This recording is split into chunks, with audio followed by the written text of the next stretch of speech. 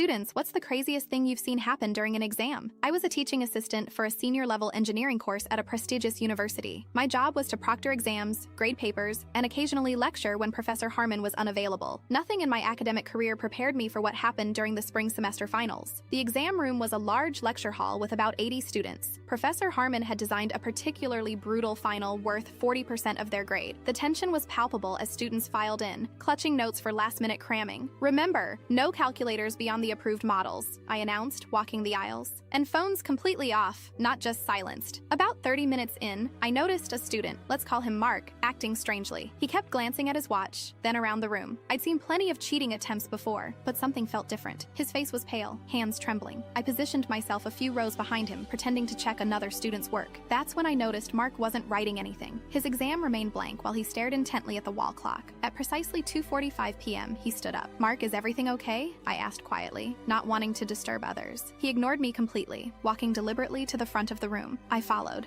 thinking he might be ill and needing to leave. "I have something important to say," he announced loudly. The scratching of pencils ceased immediately. Professor Harmon looked up from his desk. "Young man, sit down or leave. You're disrupting—" "You don't understand," Mark interrupted. "None of this matters. The exam, the grades, all of it. It's meaningless." I reached for my phone, ready to call campus security. That's when Mark pulled an envelope from his pocket. "I received this yesterday." His voice cracked. "Stage 4. Terminal. 6 months at best." The silence in that room became something physical, heavy, oppressive. "I've spent 4 years killing myself for a future I'll never have," he continued, "studying instead of living. And for what?" Professor Harmon stood slowly. "Mark, I'm so sorry. Let's talk outside." "No!" Mark shouted, tears streaming now. "I need everyone to hear this. Look around you. Is this how you want to spend your precious time? Stressing over differential equations and thermodynamic principles that most of you will never use again?" A girl in the front row began crying softly. Others stared in shock or looked down at their papers, suddenly insignificant. "I'm not asking for pity," Mark continued, voice steadier now. "I'm asking you all to wake up. I would trade every A I've ever earned for one more year of life." I stood frozen, completely unprepared. This wasn't covered in TA training. Then something remarkable happened. A student stood up, walked to the front, and handed in his incomplete exam. Then another, and another. Professor Harmon made no move to stop them. He simply nodded, tears in his eyes. Mark looked surprised, as though he hadn't expected any impact. "I didn't mean to ruin the exam," he said quietly. "You didn't ruin anything," Professor Harmon replied. "You just put it in perspective." That day changed everything. The department allowed students to complete the exam later, or accept their current course grade. Professor Harmon completely restructured his teaching approach the following semester. As for Mark, he dropped out to travel. The university awarded him an honorary degree.